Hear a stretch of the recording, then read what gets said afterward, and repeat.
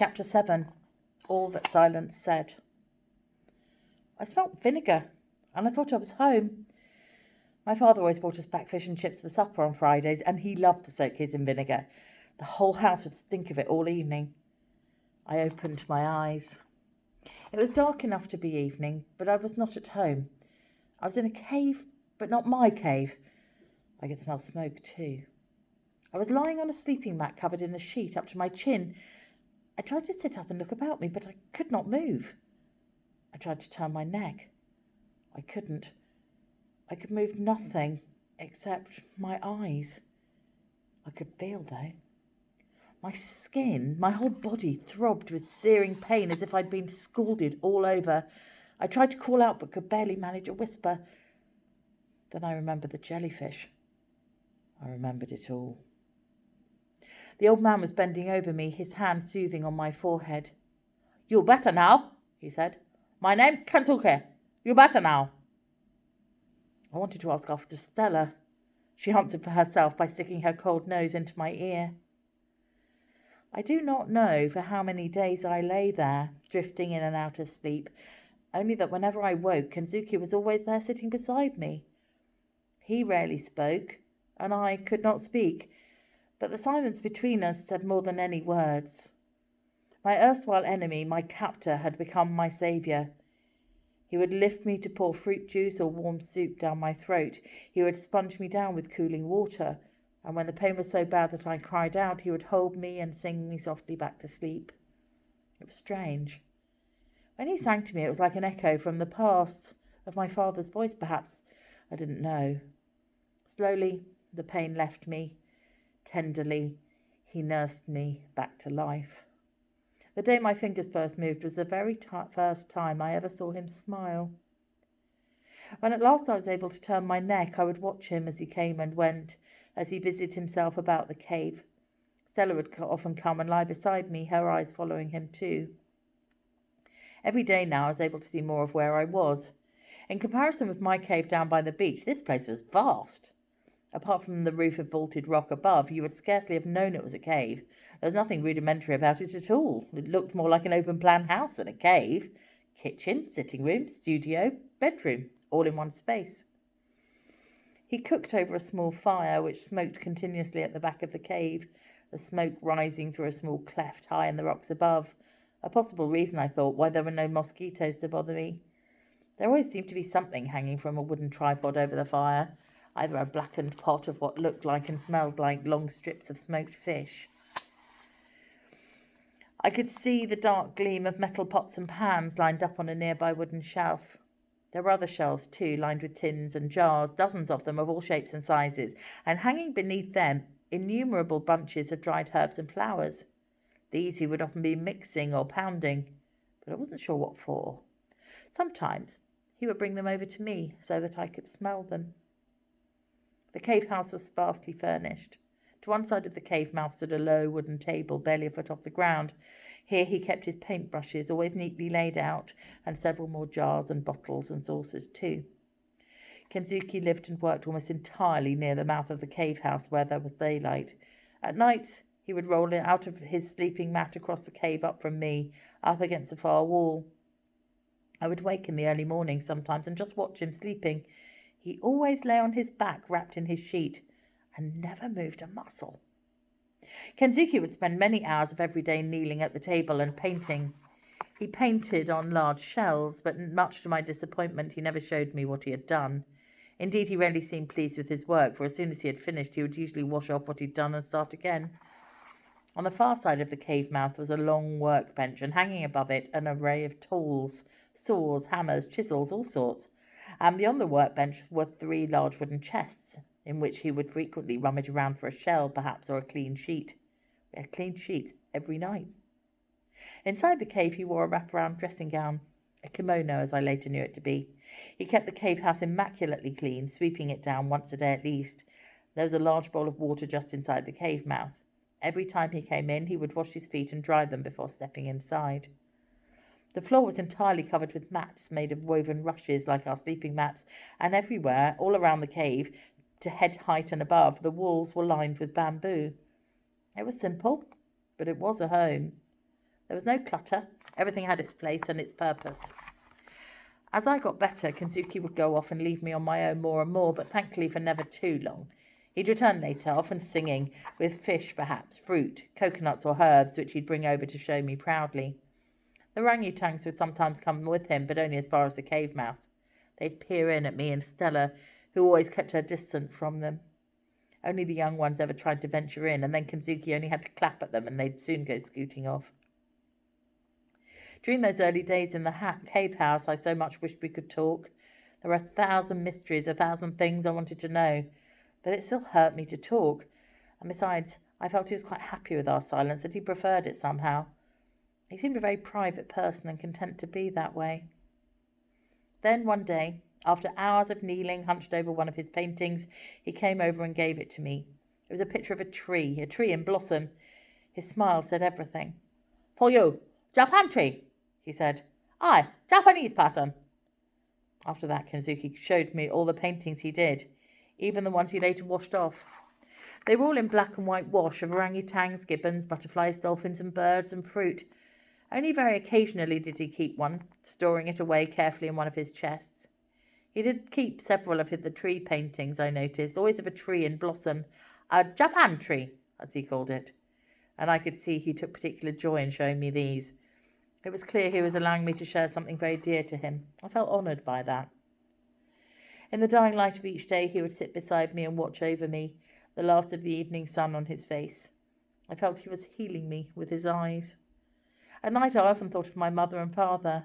I so much wanted to see them again, to let them know I was still alive, but strangely I no longer missed them. In time, I found my voice again. The paralysis gradually lost its grip on me and my strength flowed back. Now I could go out with Kensuke whenever he invited me, and he often did. To begin with, I would squat on the beach with Stella and watch him spearfishing in the shallows. So still he stood, and his strike was lightning fast. Then one day he made me my own spear. I was to fish with him. He taught me where the bigger fish were, where the octopus hid under the rocks, how to stand as still as a heron and wait, spear poised just above the water, my shadow falling behind me so that the fish were not frightened away. I tell you, spearing a fish for the first time was like scoring a winning goal for the mudlarks back home, just about the best feeling in the world. Kensuke seemed to know every tree in the forest, where all the fruit grew, what was ripe, what was not, what was worth climbing for. He climbed impossible trees nimbly, footsure and fearless. Nothing in the forest alarmed him, not the howling gibbons swinging above his head to drive him off their fruit, nor the bees that swarmed about him when he carried down a comb from the hollow tree high in a tree. He used the honey for sugaring and bottling fruit. And always his family of orangutans came along, shadowing us through the forest, patrolling the tracks ahead, scampering along behind. All Kensuke had to do was sing, and they'd come. They seemed almost hypnotized by the sound of his voice. They were intrigued by me and Stella, but they were nervous, and we were nervous, and for the time being we kept our distance from one another. One evening, quite unexpectedly, as I was watching Kensuke at his fishing, one of the young ones clambered onto my lap and began to examine my nose with his finger, and then he investigated my ear. He pulled it rather harder than I'd liked, but I didn't yelp. After that, the rest followed suit, using me as if I were a climbing frame. Even the older ones, the bigger ones, would reach out and touch me from time to time. But thankfully they were always more reserved, more circumspect. But Stella still kept a certain distance from them, and they from her. In all this time, I suppose I must have been some months on the island by now, Kensuke had said very little. The little English he did speak was clearly hard for him. When words were used between us, they proved to be a little help in our understanding of each other, so we resorted to the most part to smiles and nods, to signing and pointing. Sometimes we even drew pictures in the sand to explain ourselves. It was just about enough to get along, but there was so much that I was burning to find out. How had he come to be here all alone on the island? How long had he been here? And how had he come by all those pots and pans and tools, and the knife he always wore on his belt? How come one of his wooden chests was stuffed with sheets? Where had they come from? Where had he come from? And why was he being so kind to me now, so considerate, when he had clearly resented me so much before? But whenever I ventured any such question, he would simply shake his head and turn away from me like a deaf man ashamed of his affliction. I was never quite sure whether he really did or did not understand, or just didn't want to understand. Either way, I could see it made him uncomfortable, so I probed no more. Questions, it seemed, were an intrusion.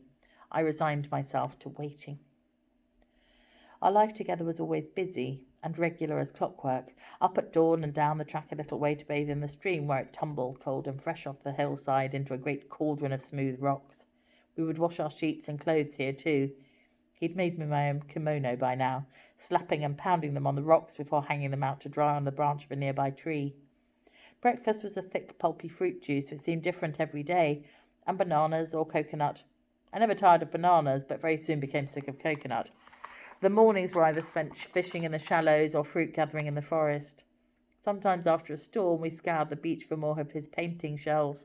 Only the biggest and flattest would do, or for Flotsam to join the stack of wood at the back of the cave. There were 2 stacks, one clearly for firewood, the other, I suppose, reserved for his woodwork.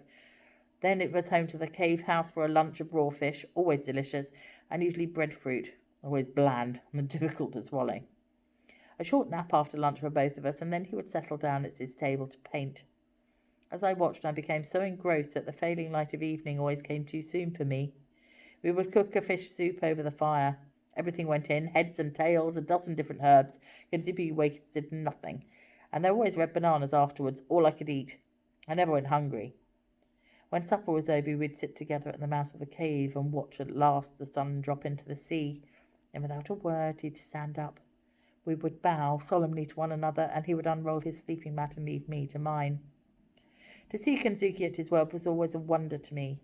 He was so intent, so concentrated in everything he did. But watching him paint was the best of all. To begin with, he would only let me kneel beside him and watch. I could sense that in this too he liked his privacy, that he did not want to be disturbed. On the table in front of him he put out 3 saucers. One saucer of octopus ink, for Kensuke octopuses were not just for eating, one saucer of water, and another for mixing. He always held his brush very upright and very steady in his hand, fingers down one side, thumb on the other. He would kneel, bent over his work, his beard almost touching the shell he was painting. I think perhaps he was a little short-sighted. I would watch him for hours on end, marvelling at the delicacy of his work, at the sureness of his touch. Then one rainy afternoon, and when it rained, how it rained, I found he'd set out a shell for me, my own 3 saucers, and my own paintbrush. He took such a delight in teaching me in my very clumsy attempt. I remember early on I tried to paint the jellyfish that had attacked me. He laughed out loud at that, but not in a mocking way, rather of recognition and memory of what had brought us together. I'd always liked to draw, but from Kensuke I learned to love it, that to draw or paint first I had to observe well, then set out the form of the picture in my head and send it down my arm through the tip of the brush and onto the shell. He taught me all this entirely without speaking. He simply showed me. The evidence that he was a considerable craftsman was all around me. The cave house must have been entirely furnished by him, fashioned mostly from Flotsam. The chest, the workbench itself, the shelves, the table. He must have made the rush matting, the bamboo panelling, everything. And on close examination I could see it was all perfectly finished. No nails, no screws, just neat doweling. He'd used some form of glue when necessary, and sometimes twine as well. Ropes for tree climbing, fishing spears, fishing nets and fishing rods are stacked in one corner, though I'd never yet seen him use the rods. He had to have made them all. He'd made his own paintbrushes as well, and I was soon to find out how. Kensuke had a favourite orangutan, a large female he called Tomodachi, who would often come and sit by him to be groomed. Kensuke was grooming her one day just outside the mouth of the cave house, the other orangutans looking on, when I saw him quite deliberately pluck out the longest and darkest hairs from her back. He held them up to show me, grinning conspiratorially. All the time I didn't really understand what he was up to. Later I watched him with his workbench, trimming the hairs with his knife, dipping them in the sap I'd seen him tap from a tree that same morning, cutting a short length of hollow bamboo, and then filling it with Tomodachi's hair. A day later the glue had hardened, and he had a paintbrush. Kensuke seemed to have found ways to satisfy his every need. We were silent at our painting one day, the rain thundering down on the forest below, when he stopped, put down his paintbrush, and said very slowly, in a measured way, as if he'd thought about how to say it for a long time, "I teach you painting, Mika." This was the first time he'd ever called me by my name. "You teach me English. I want to speak English. You teach me." It was the beginning of an English lesson that was to last for months. Every day, dawn to dusk, I translated the world around him into English. We did what we had always done, but now I talked all the while, and he would echo every word, every phrase he wanted to. His brow would furrow with the effort of it. It was as if by saying each word he simply swallowed it into his brain. Once told, once practised, he would rarely forget, and if he did, he was very annoyed with himself. Sometimes as I enunciated a new word, I noticed that his eyes would light up. He would be nodding and smiling, almost as if he recognized the word, as if he were greeting an old friend.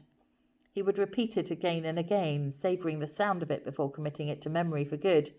And, of course, the more words he knew, the more he tried to experiment with them.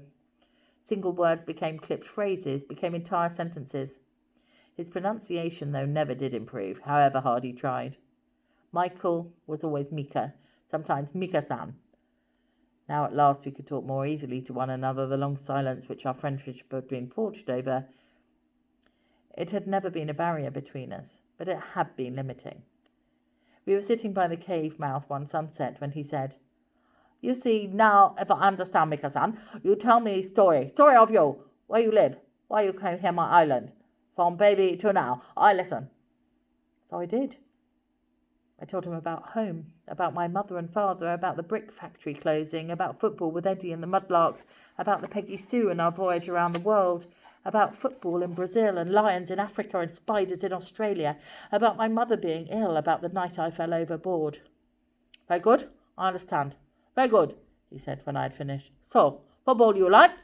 When I little, I play football too. Very happy time, long ago now, in Japan, in my home." He sat in silence for some moments. "You very long way from home, Mika-san. You very sad sometimes, I see, so I make you happy. Tomorrow we go fishing, and maybe I tell you my story too. My story, your story, maybe same story now." The sun had suddenly gone. We stood up and bowed to one another. "Oyasumi Masai," he said. "Good night," I said. It was the only time of day he ever spoke Japanese, though he did sing in Japanese mostly. I'd taught him 10 Green Bottles, which always made him laugh when he sang it. I loved his laugh. It was never loud, more a prolonged chuckle, but it always warmed my heart. The next morning he picked up 2 of his fishing rods and a net which led the way to the forest. "Today we catch big fish, Micah, not small fish," he announced. He was taking us to the part of the island where I had been washed up all those months before, but rarely had caused a visit since, because there was so little fruit to be found there. We had beat a difficult path through the forest before joining a cliff path that wound its way down to a hidden sandy bay. As we emerged from the forest onto the beach, Stella ran off, bounding at once into the shallows, barking at me to play with her. Suddenly Kensuke caught me by the arm. "You look, Mika-san, what do you see?" His eyes were full of mischief. I didn't know what I was supposed to be looking for. "Nothing here, yes? I very clever fellow. You watch, I show you." He made for the end of the beach, and I followed. Once there, he began to pull and tug at the undergrowth. To my surprise, it came simply away in his hands. I saw first what looked like a log lying in the sand, and as he dragged away more branches, I saw it was a boat, an outrigger, a long, wide dugout with a frame of outriggers on either side. It was covered in canvas, which he folded back very slowly, chuckling to himself as he did so. And there, lying in the bottom of the boat beside a long oar, was my football. He reached in and tossed it to me. It was softer now. Much of the white leather was cracked and discoloured, but in places I could still just make out Eddie's name.